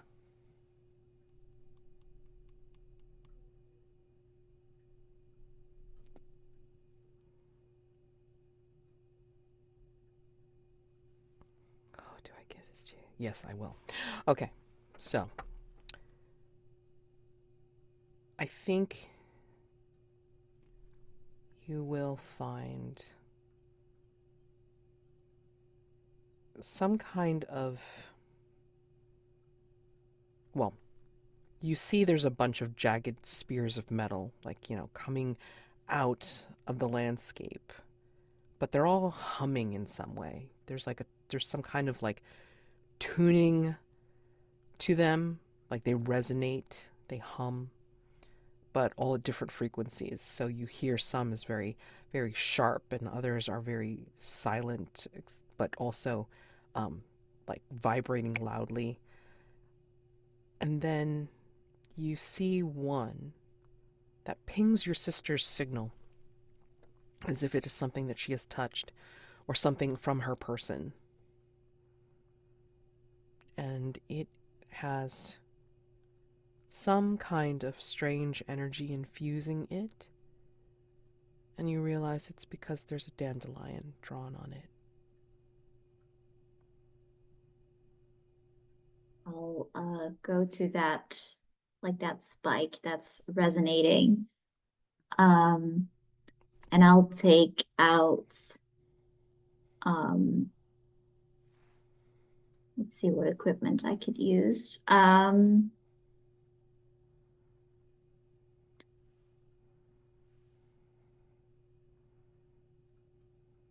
Ooh, I could have a cyber eye uninstalled. Sure. That sounds about right.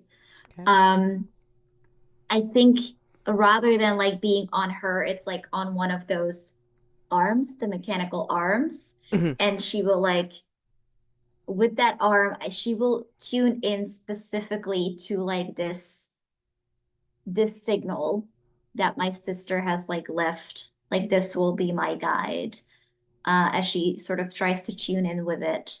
And if it's a hunt roll, then my question will be, how can I find my sister?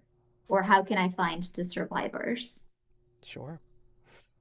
And if it's a risk roll, then we'll see. I don't know how you want to frame this. Well, it's from your six, so Mhm. Or I guess if you're okay with it, I could just give a hunt roll to find the information, like how to tune in so that I can find my sister. yeah, I'll take that. Sure. Okay.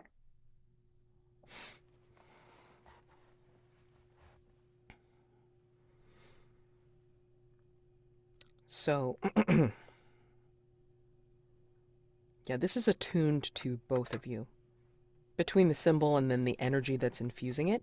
And you can put this as part of your found equipment. Strange energy infused metal with a dandelion inscribed on it. And it can act as a powerful totem or fabrication if you need something specific, but you have to get back to a fabricator forge of some sort to do it. But yeah, I mean, like, it is something that you have. And I think maybe as you are clutching it, you've separated it from one of the jagged spears. I think you are like feeling it like somehow attune. So you feel it in your organic bone arms, and then like as you're kind of moving it around, it's like it's kind of pointing you. It's like some kind of vibration compass that's tuning you towards that ragged crater that Quixote was looking at, that will lead to the engine, and that seems to lead to your sister. You And hear, then I will. Oh, yeah, go ahead. I think you hear her voice. Come on. I mean, like, you hear like a teasing. Like, the voice is almost teasing now. It's like, come on. It's like, you know where to find me. I'm leaving you breadcrumbs. Come on. Follow. I think despite everything, Somni, like not talking, but like sort of in her head, hear her voice like, I'm on my way. Don't rush me. Exactly. So, I think if you decide to commune with the obelisk pole, it will exact a price.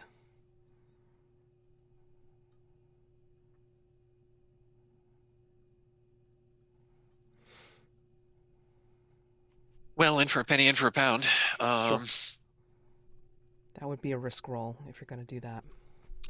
Yeah, he is going to go to the obelisk and is going to attempt to communicate with the darkness, the machine gods, whatever you want to call it.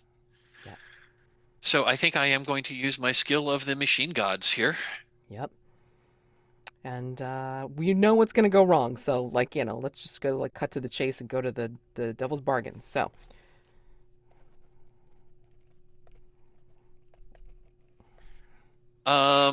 Yeah.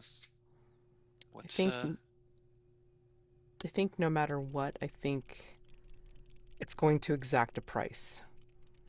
It's going to say that a life must be traded here. Right here in this dark void to ensure passage for anyone that wants to go forward and move to the engine.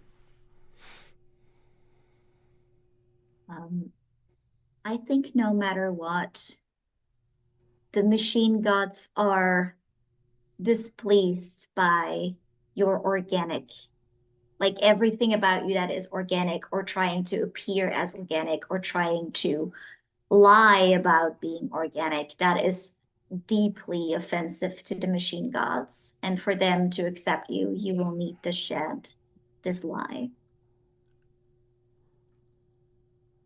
Nice.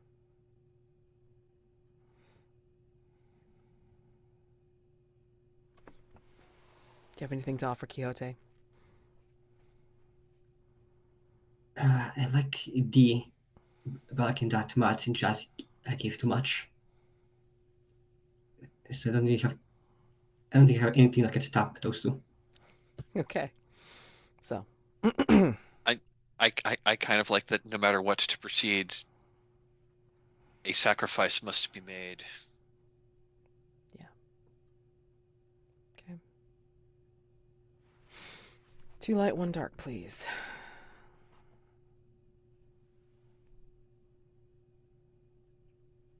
Five light. Wow. Just for funsies. Dark die and reroll if you want. What's the complication? Oh man. I think as you're communing, I think you will call upon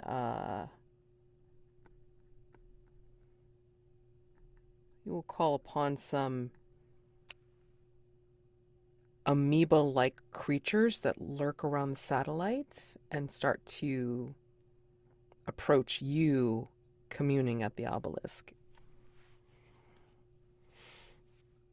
I was thinking Okay, that so I was thinking that go ahead. perhaps a thing that could go wrong is that the parasitic satellites that's like feeding off the darkness decide to feed off Paul instead. Ooh, gaining some attention, you know. Hmm. Hmm. Well, this is my the player's last session here. So you know what? I'm gonna re-roll. Okay. Too light, too dark. What could possibly go wrong here? Nothing goes wrong at Amazing. all. Amazing. 6 light. Nice. Okay. All right. You are communing away. You are. Tell me what this looks like in Pole's head as well as physical manifestation. So physically, we see Paul approach the obelisk, and I'm almost thinking that, and again, it's like this thing of like dark black metal and bone, Mm-hmm. and clearly both it's clearly biomechanical. It's got the it's clearly a machine, and it's also clearly alive in somehow. And I think on the side of this obelisk there's like a small platform, because and I think the obelisk is pretty much plain. There are like some sigils like inscribed on it, but where you actually have to do the commuting is at the top. And I think there's like on one side of the obelisk, and when he looks up there and like on one of the four like facets of the obelisk, there's another one of those keyboards with a screen and an eye at the top, kind of like the eye in the pyramid. Yeah. And but there's like a little platform at the base, and he steps onto it, and like again like tendrils come up out of it and like wrap around his legs as the platform like rises up.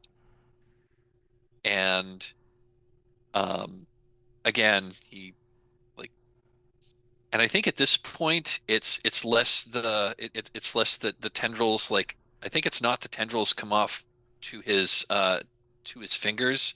I think there's like a single like kind of like half tentacle, kind of half like conduit that comes out of the screen.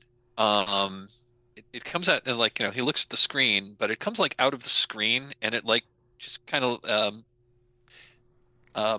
it's it it almost looks like it almost looks like the face hugger from Alien, and it like Yes. clamps onto Paul's face. Um, and what we see from Paul's perspective is this thing. It's almost like from Paul's perspective, it's almost like this like black visor screen that he's now looking into, Yeah. and it's all sigils. It's all sigils, Mm-hmm.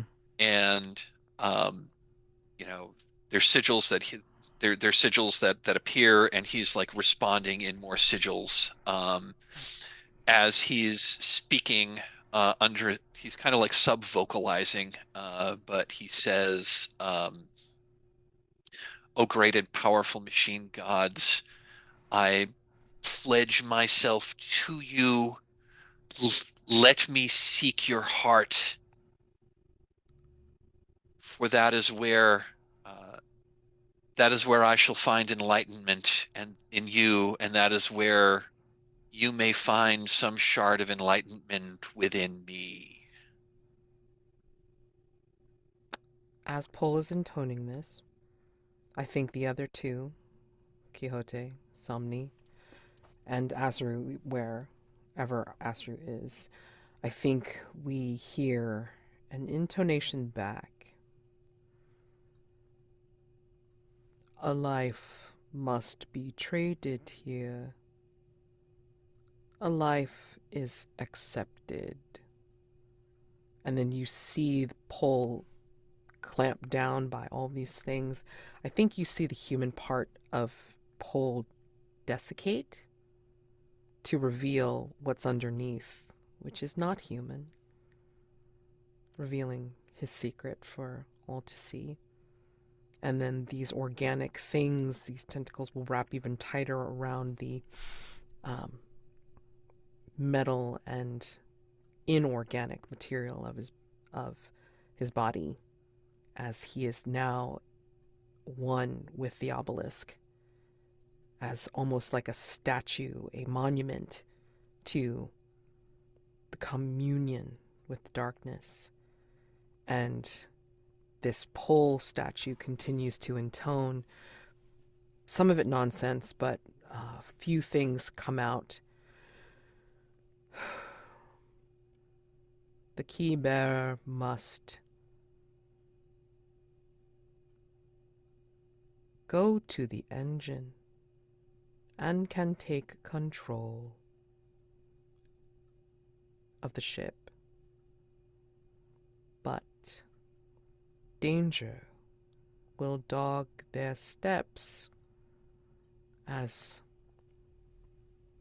danger sees the key bearer as a beacon.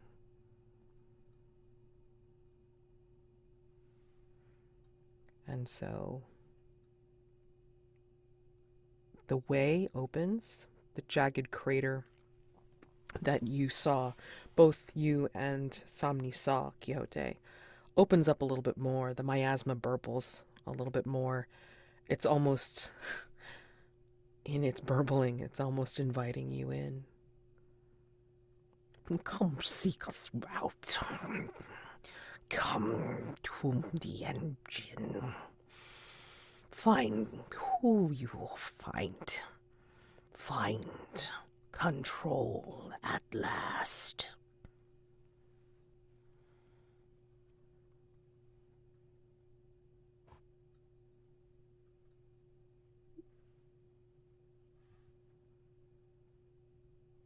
And we can leave it there for the finale for next week.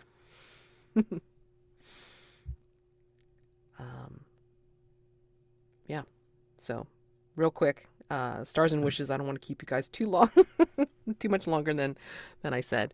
But yeah, you are out of the dark void and will be in the engine next week. So ASRU will also make their way to you. But Paul will be forever a monument in the dark void. I mean, he did it. That's sort of what Paul wanted, right? Yeah. He won. He won. Yay, you did it. Yay. Yeah, I can go for stars and wishes. Stars. Yeah, Mike, I think he did really well making this like Paul's last session. And like really escalating, you know, what you've been setting up for him. And I thought that ending, I love that we're like at the stage where none of us like trust each other. I think that's like also that's like such a dark, like trophy dark feeling. But I think it makes so much sense here as well. And I kind of like in movies too, like when they start falling apart because of all the horrors that they've seen, and they can't really do much against that, but they can do something against each other, you know, that little bit of control. So I thought that was really interesting. I liked your conversation with the veiled merchant. That was really cool. And then the end was very creepy, very sets a lot of stakes, I think, for like the last session that we have. So that was super cool. For them, I love Quixote, like I thought your scene of communing with the darkness was really cool, of sort of finding that inspiration in drum, and like all of these weird things, like really just leaning into it. I feel like that's like a cool piece of character development that we're seeing. Like rather than just, rushing or acting rash, like actually thinking like, what can I use? What have I learned? So I thought that was really cool to see. And for Mads, yeah, I loved how you portrayed the veiled merchant. That was really creepy. I like the narrative of like the safe haven and the dandelion trail that we're following now. So that's very interesting. Wishes, yeah, I mean, now that we know that like Somni will either have to find her sister or stay on the ship and like refuse to leave without her. I don't know if I like 100% want to know what happened to her sister, because I think like the not knowing the mystery is sort of the biggest source of the terror there. Because whatever we make up is probably not going to be as scary as whatever we can think. Or like the possible options. Um, but I do think it would be interesting to have some sort of confrontation, or like at least find the sister, and then, like either somebody can convince her and they can get off the ship, or depending, on what happens, they both stay on the ship. But I do think that it would be interesting to sort of have that reunion. And then we have to see if the rebirth remake part of it is gonna happen or not. But yeah, I think like that's sort of been Somni's theme here, that reunion. So I think that is something that I would love to see for the last session. And then I can't just like I'm very excited to see what the hell is gonna happen to these characters, because Dom is still at Quixote is still at 5 for Ruin. So we'll see. We'll see. It'll be interesting. I guess. I'm happy to go. Okay. Oh, go ahead, Dom. Go ahead. Yeah, okay. So to echo what Jazy said, because to you, Mike, from the very beginning, like just upping up Paul's own like villainous and his own like I don't wanna say fall, but his acceptance of the darkness and how that accumulated in the final moment where he just gave himself up to not just the dark, but to his machine gods in order to fulfill his own prophecy, so to say. Enjoyed I enjoyed like the very scenes with Paul interacting with like the terminals and like the weird screen eyes and like tentacle keyboards. And yeah, like, found his ending to be quite fitting for what was set up during the adventure thus far. And he'll always be in our hearts moving forward.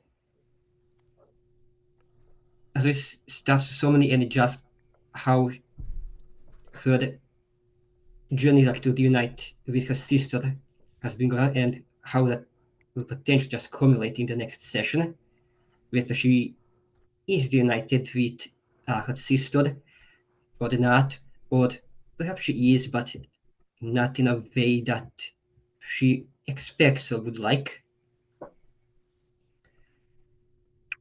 And as always, starts to match to the general descriptions of like this, the darkness and all the creepy places and the weird things within it, as we've discovered so far. I guess my only wishes for next time is that I kind of wish that Mike could have made it to the last session, but as so happens. And I am just wondering if, before we leave the Dark Void, would Quixote just grab Paul's head as well?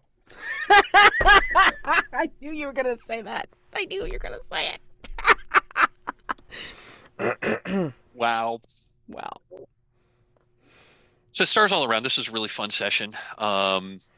I think I'm going to throw my wish first, and my wish is I could play. I wish I could play in the last session, but I have other real life plans next week, so I'm not going to be able to join you.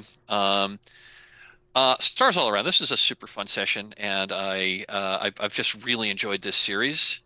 Big star to Mads for like, well, for one, for running and organizing this, and two, I love that internet interaction with like the weird the weird dark merchant. I thought that was super creepy, and I loved it.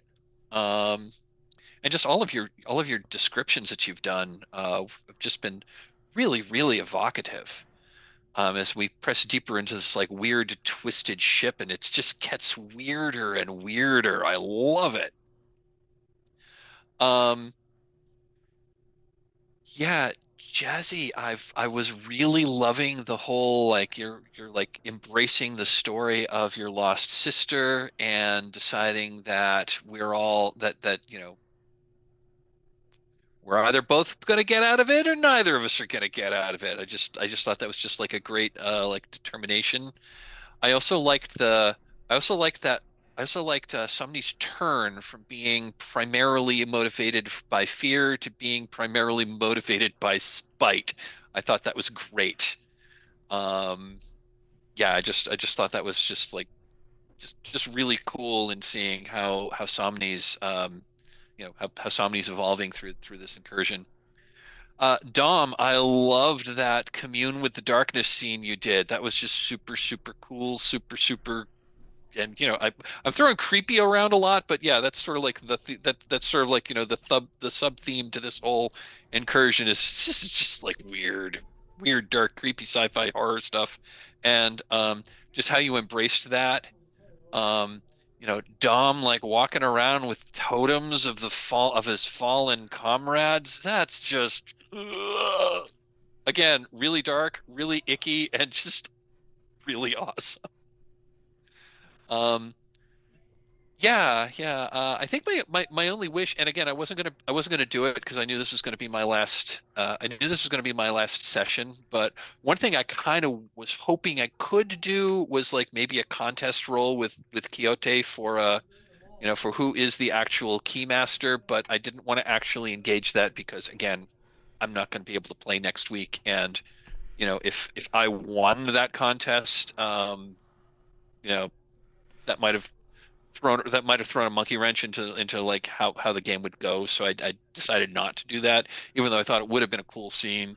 I decided to just like go for like I'm just going to sacrifice myself and let myself be the key, so the rest of the party could go on, which seemed a fitting end from Paul's perspective. And yeah, my big wish, I wish I could join you all next week, but I can't. So I'm looking forward to viewing the recording when it's done so I can see how this story ends. It's gonna be amazing. I mean, like, you know, it was amazing today for definite sure. So stars all around. I have to thank Josh Hiddy for amazing writing for you know, descriptions. A lot of the descriptions that I brought out were from the incursion itself. So again, credit to Josh for brilliant writing and you know, creating this atmosphere of darkness but then creepiness, and then like I could just pull on a lot of movie sources and such. I mean, like it was such a Alien slash Prometheus type not Prometheus, Alien Covenant kind of ending for a poll today, and it's like, you know, I applaud. And I wish you had been able to do the contest role too, but I knew we were running out of time, and it would not have made sense if you had won the role, because then I've been like, well, then what the hell do we do? You know, can't really explain that away if like we're gonna follow the dice. So anyway, I appreciate like, you know, how you did go out. So you know, that was a beautiful dark ending, even though we're playing gold. And again, this incursion, this particular incursion, just lends itself to this kind of stuff. I mean, Jazy, I appreciate your, you know, great interpretations of using your skills slash whatever you've got to be able to, you know, find things out and do things, and then leaning into what you find, no matter how weird it is, to get to like some other step. And it's just like still some kind of like subsequent progression with your character, and it's like I appreciate that so much, especially with this beacon now, this obsession with finding your sister. And I'm very glad that you leaned into that. So that was cool. And then Quixote, yeah, just the weirdness keeps continuing on, keeps gifting us, like, with all these wonderful moments. And, like, finally fusing with Drom as well as Sancho, and then possibly wanting to add Pull to the mix somehow before you leave Dark Void. I mean, damn. Uh, you know, maybe before you go into the Dark Void, maybe that's where ASRU, like, finally catches up to you, all of you, and then joins you in the final, in the engine. So, yeah, great work today. And yeah, I mean, all the descriptions were wonderful from everything that you guys were perceiving as your characters. So, wishes just to see how you all deal with the engine and seeing how you come out of it. I mean, James had even said last week, it's like, wanting to see a set battle and also, doing a contest role. So I think it would be very appropriate that we are going to be in the engine for next time and having possibilities for all of that and more. Okay. So, thank you, Mike, for joining us for the series. We are very sad that you are not going to be able to join us for the finale, but again, you will have access to the to the recording once it happens, and you can see the mayhem that will ensue. I'm sure that will ensue from the three that remain. So, great work, guys. Thank you all so much. I mean, this is always a pleasure, but especially more so because this thing is wackadoodle, and I love it. Yeah, thanks everyone. I had a ball here. This is a really super fun series. Again, sorry I can't make it to the end, but I had a ball with this, and this is a great series. I've really enjoyed it. Yeah. Thank you for like the sessions that you could play. It was really awesome, and I feel like Paul like really put his mark on the like that's what I really like about Gold and Trophy. Like even though you might start out with like relatively, I don't want to say blank, but like easy characters, like you have an occupation, a background, and some rituals, like that's sort of it. But I feel like this one especially like really feels like it had to happen to these characters, like it's the way it is because of these people. And if there had been other people, then it would have been a different vibe and thing altogether. And I really like that, how it feels like it's not just us going through the story. It's like even though we're like reactive and trying to find out, like it's still essential to these people in particular. Yes.